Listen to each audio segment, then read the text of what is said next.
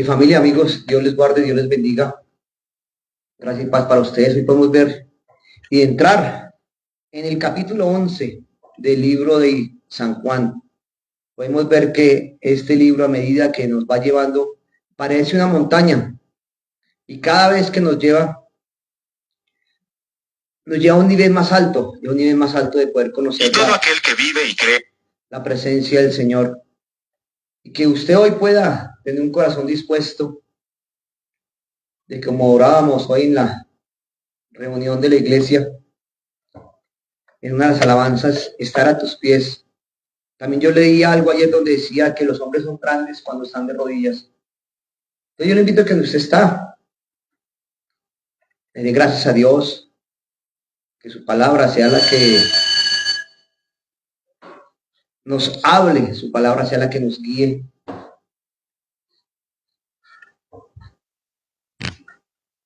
Que su palabra sea la que... Y todo aquel que vive y cree en mí, no morirá. Sí, también.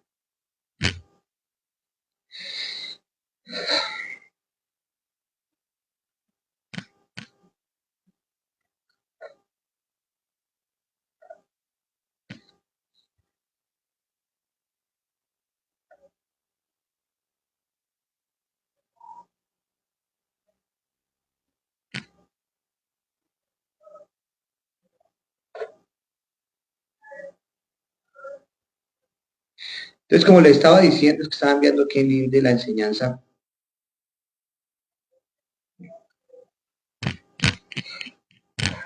Como les decía, el libro de San Juan, aquí parece que se partiera en dos. Jesucristo, empezando, haciendo un pequeño resumen. En el principio empezó su ministerio en las bodas de Canaán. Le predicó a la gente que está en esta reunión. Creyeron algunos de los invitados y también sus discípulos. Después nos habla a través de las escrituras cómo ellos creyeron por los milagros que Jesús hacía. Después nos dice que empezó, o a través de este capítulo 10, empieza a predicarles a las personas, ya no a las multitudes, porque las multitudes empezaron a rechazarlo. Él empezó al principio a predicarle directamente a grupos grandes, a multitudes, porque iba tras la nación de Israel. Pero podemos ver, como dice en el capítulo 5, versículo 16, allí Jesús se presentó al pueblo, pero fue rechazado por sus obras. En el 8:58 dice, rechazaron sus obras. En el capítulo 10, 39, 31, y que rechazaron a su persona. Entonces, por eso decía que aquí el ministerio de Jesús parece que se partiera. Ya no iba dirigido a la nación de Israel, sino iba dirigido a hablarle personalmente a cada persona. Aquí ya no era alcanzar la nación, sino a cada persona. Y empezó a dedicarle tiempo a cada persona de modo personal. Esto sucedió más o menos entre los meses de diciembre y abril.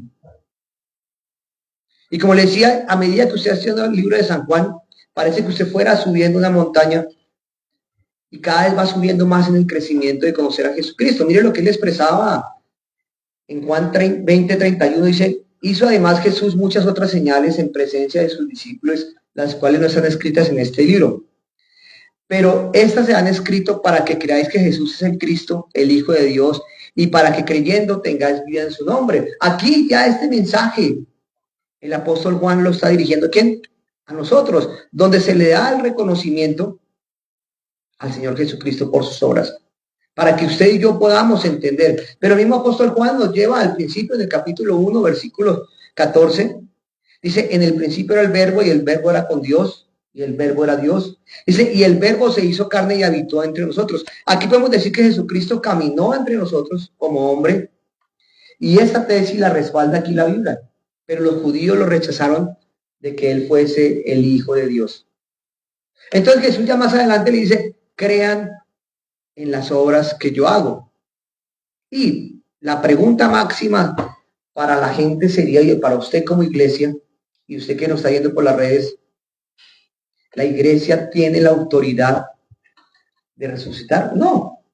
Pero en su iglesia se habla de la muerte, en su iglesia se habla de la resurrección, en su iglesia se habla del ministerio de la muerte de Jesús, de cómo él fue llevado a una cruz, pero teniendo en cuenta que él no quedó en la cruz. Porque lo más importante del ministerio de Jesucristo fue que la resurrección, porque hoy está sentado ¿quién? A la derecha del Padre. Y muchos rechazan la muerte de Jesús, porque muchos lo ven como una persona más, pero no ven su nivel sobrenatural y divino. Entonces, por eso muchas iglesias hoy día solamente hablan del presente. Usted es un campeón, usted es el mejor, usted haga esto, haga aquello, pero no le recalcan a la gente lo que Jesucristo hizo en la cruz. Porque si recalcan lo que Jesucristo hizo en la cruz, por ende tienen que hablarle de pecado, por ende tienen que llevarlo al arrepentimiento.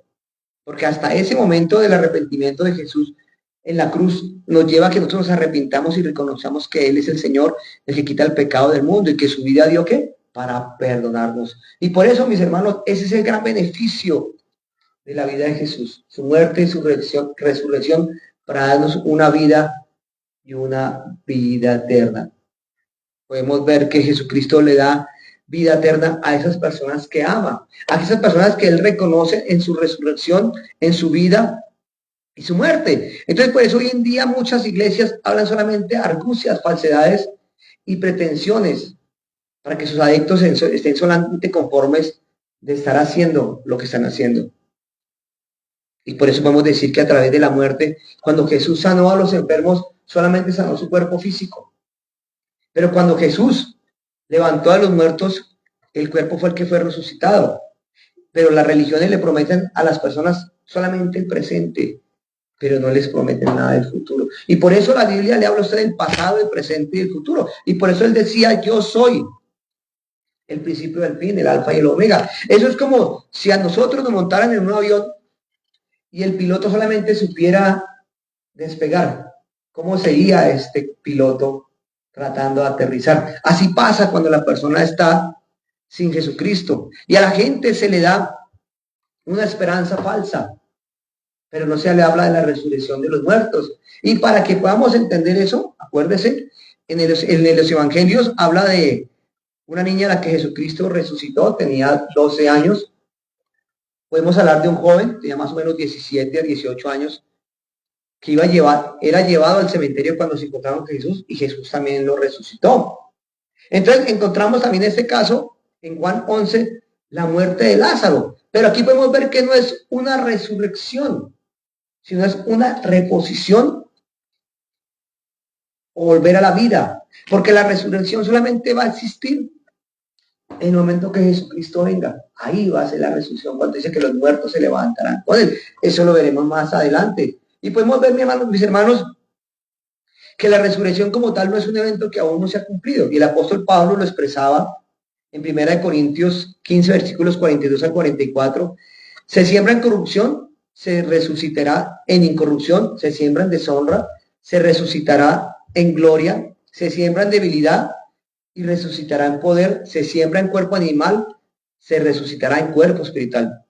Podemos ver que en los casos anteriores a ninguno de ellos se le dio un cuerpo. Las personas resucitaron y estaban en su propio cuerpo. Y por eso el apóstol Pablo nos habla en Corintios que el día que resucitemos se nos dará un cuerpo nuevo, un cuerpo glorificado, un cuerpo santificado.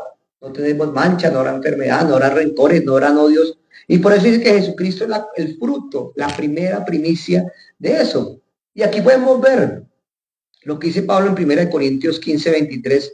Cristo, las primicias, luego los que son de Cristo en su venida. O sea, él ya vino, murió, resucitó, pero en su venida es cuando nosotros vamos a resucitar. No importa los que hayan fallecido hace 500 años, 1000 años, si están en Cristo van a resucitar. Y los demás que irán a un fuego eterno sin conocer a Jesucristo. Y por eso, mis hermanos, es importante que cuando Jesucristo llamaba a alguien, lo llamaba por su nombre. Él no lo llamaba por el apodo. Dice que él los llamó y ellos lo oyeron y vinieron a él. ¿Cómo será cuando usted escuche la voz del Señor? El ser llamado. Una cosa es que lo esté llamando aquí en la tierra, a través de la predicación de su palabra, a través del mensaje, puede ser por la televisión, por las revistas, en el periódico, en la calle, en el bus, en el Transmilenio. Cualquiera persona le está predicando de Cristo, ahí el Señor lo está llamando. Pero otra cosa es en la venida de Cristo. La Biblia dice que los hombres morirán una vez y después el juicio. Dice entonces Juan 1, versículos 1 y 2. Estaba enfermo uno llamado Lázaro, de Betania, la aldea de María y Marta, su hermana. María, cuyo hermano estaba enfermo, fue la que ungió al Señor con perfume y le secó los pies con sus cabellos. ¿Era la aldea de quién? De María y de Marta. Este relato fue narrado o fue escrito 90 años después de Cristo, o sea, más o menos 60 años después de la muerte de Jesucristo. El apóstol Juan escribe esta parte y aún el Señor Jesucristo dijo que lo que hizo cuando María ungió con el perfume de alabastro y limpió su cabello, dice que eso estaría por la eternidad oliendo ese perfume de la predicación, que lo que hizo esta mujer fue tan certero que aún en ese tiempo sería recordado por cualquiera al que se le predicara el evangelio. Y hoy en día hay muchos humildes que están derramando ese perfume de alabastro a través de la predicación y recordándole a la gente que Dios los está llamando. Y podemos ver que el Señor mira las cosas de una manera diferente. Él no juzga a nadie. Son sus actos, los míos y los suyos, los que nos llevan a ser condenados. Él solamente da una respuesta a lo que hicimos. Dice que esta escena se describe en la casa de Marta. Acuérdense que el Señor ya había estado en la casa de Marta cuando fue y los visitó, y se dice que María se postró a los pies de él. En cambio, Marta se dedicó, ¿qué? A los oficios, a los afanes. Y el Señor le dice a Marta, era qué bueno era que hubieras estado aquí a mis pies para que aprendieras más de mí. Y por eso hoy se escuchaba una alabanza, aquí en la iglesia que dice, a tus pies. Y por eso también, como lo decía al principio, los hombres son grandes cuando están de rodillas, porque son humildes delante de quién? Delante del Señor. Y yo le pregunto, mi hermano, ¿por qué afanarse en esta vida? ¿Por qué correr si todo tiene su tiempo? ¿Por qué correr si todo tiene su tiempo? Y aquí podemos ver que Dios a cada persona, en este caso a cada mujer le dio un don. María era más espiritual que su hermana Marta, pero no quiere decir que Marta no fuera espiritual. Marta se dedicaba más a las labores del oficio, de las cosas prácticas. Entonces así podemos ver que hay mujeres que son profesoras en una iglesia, hay otras mujeres que hacen servicios sociales y lo están haciendo para el Señor. Entonces podemos ver cómo lo está viviendo cada don que Dios le dio a cada persona para llevar que el mensaje de salvación. Miren lo que dice el versículo 3.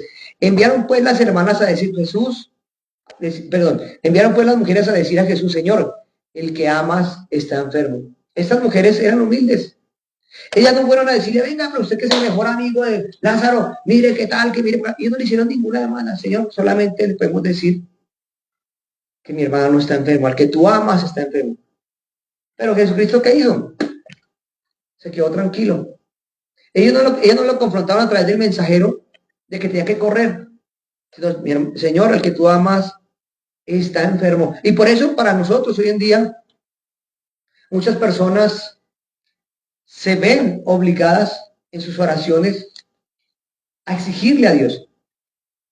Dios hace esto, Dios aquello, Dios tal cosa, porque piensa que Dios es el mensajero, que Dios es el muchachito que hace los mandados. No, solamente dele gracias a Dios por lo que usted está viviendo.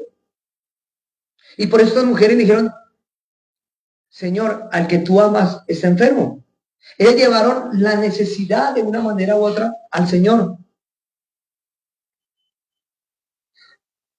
Es decir, que Lázaro era amado. ¿Por quién? Por el Señor Jesús. Jesús lo ama a usted. El mismo apóstol describió que Jesús lo amaba. Pedro el apóstol también dijo que el Señor lo amaba. Y el Señor lo ama a usted, me ama a mí. Cualquiera que sea hijo de Dios, que está entre el propósito, Dios lo ama. Versículo 4. Jesús al oírlo dijo, esta enfermedad no es para muerte, sino para la gloria de Dios, para que el Hijo de Dios sea glorificado. En estos días anteriores predicábamos sobre un hombre que era ciego de nacimiento y le preguntaron que si era por causa del pecado de los padres, que si era por causa del pecado de él. El Señor dijo, no, esto es para que la gloria de Dios se manifieste. Lo que usted está viviendo, mi hermano y amigo que nos está viendo a través de las redes, es para que la gloria de Dios se manifieste. Pero usted dirá, ¿acaso la enfermedad se manifiesta para la gloria de Dios? Hombre, ¿qué cosas se han vivido de acuerdo para que esta maquinaria, este cuerpo, se degrade? La alimentación, los malos hábitos. Pero qué chévere que Lázaro estuviera predicando hoy para decir por qué le dio esa enfermedad a él. Porque a veces la gente dice que es que Dios no nos ama. Y por eso nos enfermamos, por eso pasamos por dificultades, por pruebas. No, eso es parte de la vida. Mire lo que dice Eclesiastés 9:1.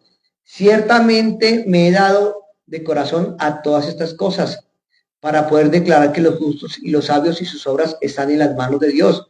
Y que los hombres ni siquiera saben qué es amor o qué es odio, aunque todo está delante de ellos. Y por eso aquí el rey Salomón, a través del libro de de Eclesiastés, nos habla de eso. No podemos entender. Y a esta hora del partido no nos interesa entender. Nos interesa obedecer. Y por eso, mi amigo, Dios nos está llamando que sin importar las circunstancias humanas, un trabajo, una traición en el amor, la muerte de un ser querido, la enfermedad, nos lleve a acercarnos a Dios. Pero si la gente está bien, tiene comodidades, tiene amor, tiene plata, tiene dinero, tiene todo, pero lo único que no tienen es a Cristo. Y por eso hay un dicho popular que dice, tan pobre que lo único que tiene es dinero. Hay gente que pasa eso, es vacía en su corazón. El apóstol Pablo en 1 Corintios 4:5 dice, así que no juzguéis nada antes de tiempo, hasta que venga el Señor, el cual aclarará también lo oculto de las tinieblas y manifestará las intenciones de los corazones. ¿Por qué tenemos que juzgar? Si sabiendo que el día que al fallecer, el día que partamos con el Señor, Él nos va a aclarar por qué sucedieron todas las cosas. Está escrito lo que va a suceder. Está escrito que hoy estaríamos predicando este tema. Entonces, Jesús amaba a Lázaro, aun cuando estaba enfermo, pero también lo amó cuando no estaba enfermo. Pero, ¿por qué Lázaro? Porque Dios permitió que Lázaro muriese. Lo vamos a ver más adelante. Pero aún así Jesús lo amaba. Versículos 5 y 6. Y amaba Jesús a Marta, a su hermana y a Lázaro. Cuando yo pues que estaba enfermo, se quedó 2 días más en el lugar donde estaba. Jesús le ama a usted donde usted está. Cuando el enfermo está mal de salud, empieza a renegar, empieza a discutir. En estos días tuve la oportunidad de ir a peluquear a alguien que me pidió el favor. Llevo tiempo predicándole y está complicado. Y al terminar de peluquearlo, le dije, ¿me permites orar? Dijo, yo no quiero orar. Y yo le dije, yo sí quiero orar. Y voy a orar por usted. Si quiere, cierre los ojos. Y me puse a orar por esa persona. Pero en mi corazón me dolía la condición de esa persona porque la conozco hace muchos años. Pero en su rebeldía, en su dolor, en lo que está viviendo, porque tuvieron que hacerle nuevamente 3 cirugías y en vez de mejorar se complicaron las cosas. Y yo le decía, pero qué difícil es. Yo la estoy peluqueando. Si usted se hubiera muerto, yo estaría perdiendo ya plata. Dije, pero en un mes, si es la voluntad de Dios, yo lo espero en la peluquería. Solamente tenga fe que Dios está haciendo algo. Le queda por qué vivir. Tiene hijos, tiene nietos, tiene familia. Pero si sabe usted que Dios lo ama. Pero mis hermanos, teniendo en cuenta de que aún en las dificultades más difíciles, la gente le llevó las necesidades al Señor. Acordémonos, Moisés en su recorrido por el desierto, ¿cuántas veces se acercó y le comentó los problemas al Señor? El profeta Ezequías en su libro cogió la carta amenazadora de los embajadores asirios y la presentó delante del Señor. Podemos ver que los mismos discípulos de Juan el Bautista vinieron a Jesús y le dijeron, Juan ha sido decapitado.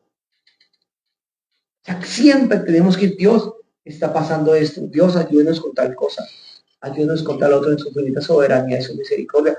pero como Jesús le dijo, Padre, pasa de mí esta copa, pero que no se haga tu voluntad, sino la mía. Lo que usted está viviendo es para la gloria de Dios, para que no se le olvide a usted de dónde Dios lo sacó. Y podemos, mi hermano, pensar que aún en los valles de sombra de muerte, como hablan Salmo 91, tenemos que aprender a confiar en el Señor, porque confiamos más en nuestras capacidades, en nuestro intelecto, en nuestro dinero, en nuestro trabajo, en nuestra profesión, y no confiamos en el Señor. Y si esto no fuera cierto, el libro de Romanos no expresaría todas las cosas ayudan para bien a los que aman al Señor. Y por eso, mis hermanos, tenemos que mirar más allá de las lágrimas y las pruebas de la vida, que Dios tiene un propósito para usted y para mí.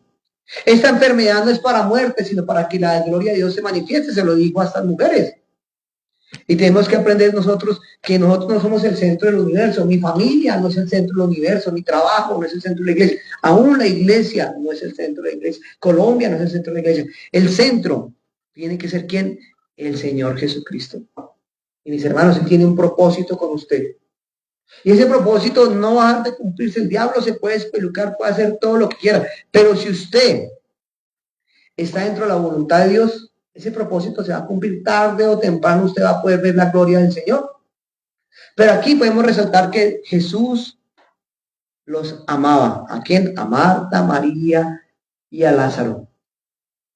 Mucha gente criticó las acciones de Marta porque fue más preocupada. ¿Por qué? Por los afanes, por servirle al Señor a la mesa.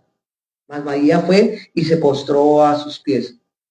Pero aquí podemos ver que Jesús no se mueve por emociones. Él pudo haber salido corriendo apenas se enteró de que Lázaro estaba enfermo. Salir corriendo, no, dice que se quedó 2 días. Él pudo haber salido corriendo, pero él permitió que Lázaro muriera. Él permite que usted pase por dificultades para que muera a usted mismo, su orgullo, su altivez, su vanagloria. No sé por qué estamos viviendo. Pero Jesús en ese momento demostró que tenía sentimientos humanos, pero no que sus sentimientos y sus emociones lo desviaban de la voluntad de Dios. Y el motivo de la voluntad de Dios era ¿cuál? Ir a resucitar a Lázaro de los muertos para dejarle a usted y a mí una enseñanza. Versículos 7, 8 y 9. Luego, después de esto, dijo a sus discípulos, vamos de nuevo a Judea. Le dijeron sus discípulos, maestro, hace pocos días intentaban apedrearte y otra vez vas a ir allá. Acuérdense la palabra otra vez. Recuerden que Jesús había estado allá, había tratado de apedrearlo, pero aquí regresa y le dice que vamos a ir allá. Y le dice, respondió Jesús, ¿no tiene el día 12 horas? El que anda no tiene tropiezo porque ve la luz del mundo, pero el que anda de noche tropieza porque no hay luz en él. Mis hermanos, él les dijo tranquilo, el día tiene 12 horas y nadie lo va a poder cambiar. Todo lo que suceda en su vida y en la vida, nadie lo va a poder cambiar si no es por la voluntad de Dios. Nadie va a permitir que ese propósito se cumpla en su vida, aún ni el mismo diablo. Usted puede. Usted no puede tapar la luz del sol, pero sí puede esconderse del sol. Eso es sencillo, mis hermanos. Escóndase. Aquí en este momento, en este sitio, no nos está entrando el sol. Pero si salimos nuevamente, el sol nos va a alumbrar. Y eso es lo que quiere alumbrar Dios su corazón. Para que nadie, entienda, mis hermanos, pueda sostenerse en las tinieblas, porque Jesucristo es la luz del mundo. Y al ser la luz del mundo, él quiere decir que es la luz de su corazón y el que alumbra su camino. Versículos 11 al 15. Dicho esto, agregó, nuestro amigo Lázaro duerme, pero voy a despertarlo. Dijeron entonces sus discípulos, Señor, si duerme sanará. Jesús decía esto de la muerte de Lázaro. Pero ellos pensaron que iba a reposar del sueño.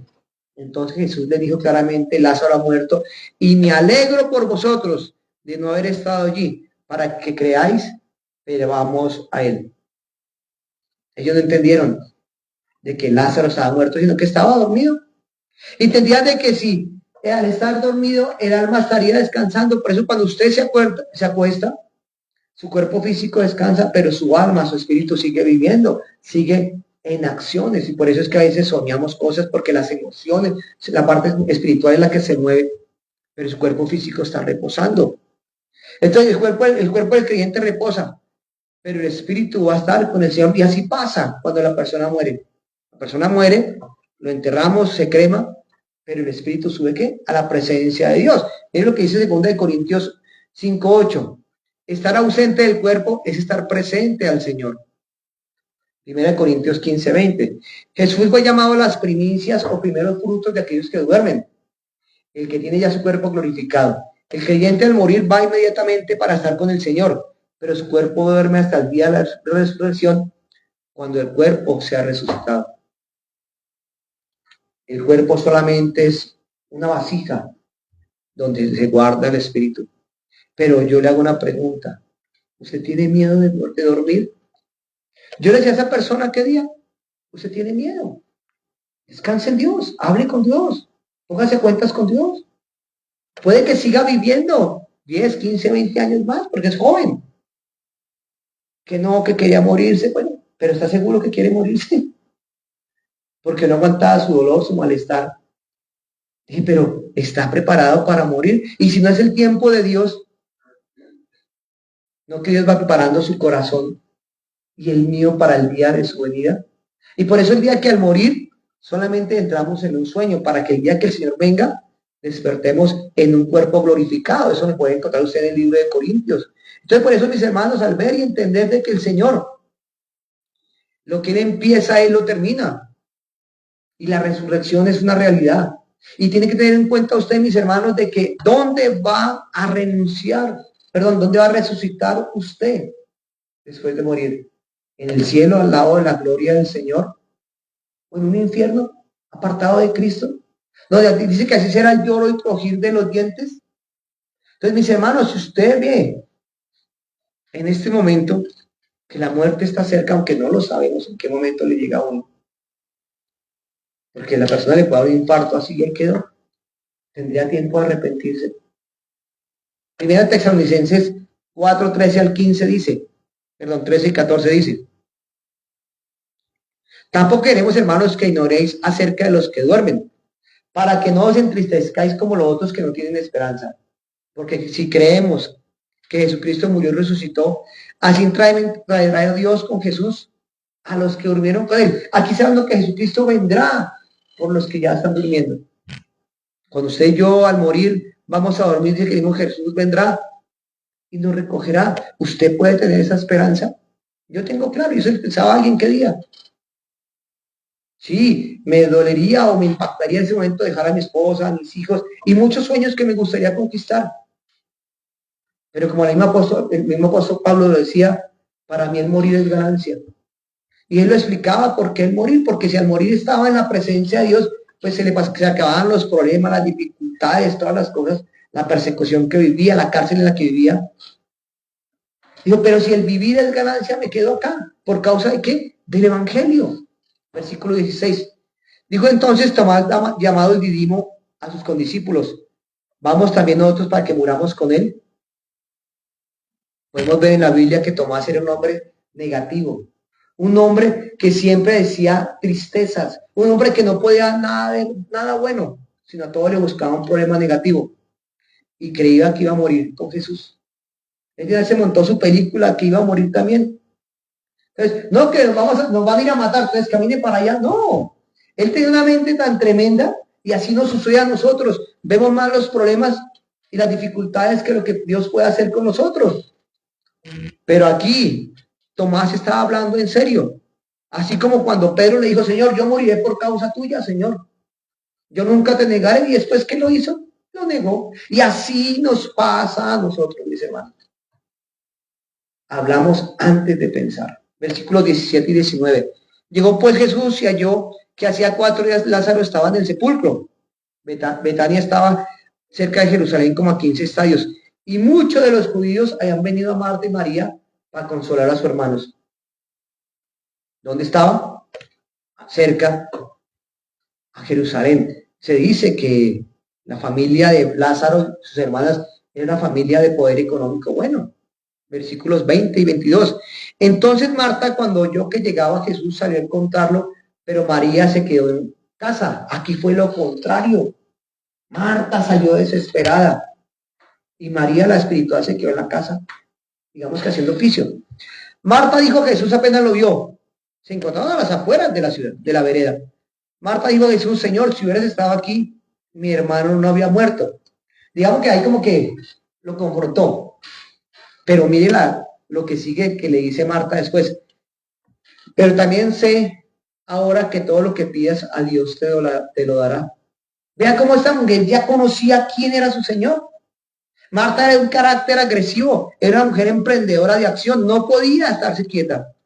Pero a través de eso también tenía impaciencia. Y le faltaba una sumisión a la voluntad de Dios. María estaba dispuesta a quedarse en la casa porque ella aprendió a estar en la presencia de los Dios, del Señor, en 2 ocasiones, cuando le limpió con el perfume de su cabello y su cabello los pies de Jesús, y cuando empezó a atenderlo cuando estaba en la casa.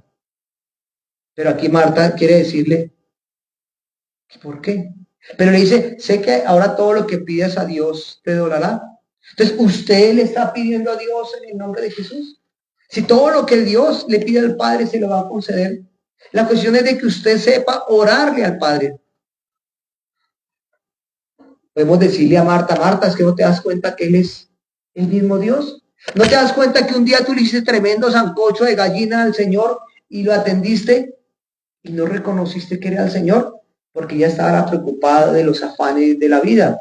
Y por eso tenemos que entender, mis hermanos, de que tenemos que hacer un alto en el camino y poder hablar con el Señor. Versículos 23 al 26. Jesús le dijo, tu hermano resucitará. Marta le dijo, sé que resucitará en la resurrección en el día postrero. Jesús le dijo, yo soy la resurrección y la vida. El que cree en mí, aunque esté muerto, vivirá. Y todo aquel que vive y cree en mí, morirá eternamente. ¿Crees esto? Vean lo tremendo, el diálogo personal entre Jesús y Marta.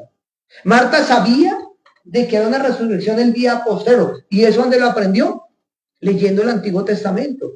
O sea, ella tenía ya semilla en su corazón. Y Jesús le dice, yo soy la resurrección y la vida. El que cree en mí, aunque esté muerto, vivirá. Y todo aquel que cree en mí y vive, no morirá eternamente. ¿Crees esto? Piense en lo que pasó por la mente de Marta al Señor confrontarla con sus palabras. Eso quiere decir que en el día preparado recibiremos ese cuerpo glorificado. ¿Está esperando usted en el Señor la venida del Señor? Yo soy esa persona, hable con Dios, descanse en Dios. Mientras que yo le estaba peluqueando, le prediqué esta enseñanza de la muerte y la resurrección de Jesús. Y honestamente no me prestó atención. Pero después terminé orando. ¿Por qué? ¿Qué? Mis llamados a llevar el mensaje. Me dolió en mi corazón que entró 8 días cuando veamos por qué Jesús lloró por Lázaro. Y la gente dice, uy, ¿cuánto lo amaba? Sí, lo amaba, ¿por qué no lo dejó? ¿Por qué lo dejó morir? Y a veces la gente dice, uy, si Dios, ¿dónde está su Dios? Y cuántas veces al morirse un ser querido pasamos por esos dolores. Pero Dios, ¿por qué te lo llevaste? Si él era mío, si ella era mía, que no sé qué. Porque nos aferramos a las cosas y no entendemos que todo en la vida es prestado. Marta, ¿no sabes que yo soy la resurrección y la vida? Hermano, si tenemos a Jesús, tenemos la vida. Sí, chévere lo que estamos viviendo acá, independiente de lo que sea, todos hemos pasado por dificultades, llámese las que sea. Pero dice, el que cree en mí, aunque esté muerto, vivirá. Aquí le está mostrando el futuro, que es lo que tenemos que confiar. ¿En dónde terminaremos? La vida comienza en la persona cuando la persona acepta a Jesús como su Salvador. Pero cuando la persona acepta a Jesús como su Salvador, es que quiere decir que esa persona está muriendo a sí misma. Quiere hacer la voluntad del Padre. Y está viviendo. ¿Por qué? Porque esta persona estaba muerto en sus delitos y pecados. Y Jesús le dice, ¿crees esto? Y yo le hago la pregunta a usted, ¿usted puede creer esto lo que yo estoy predicando?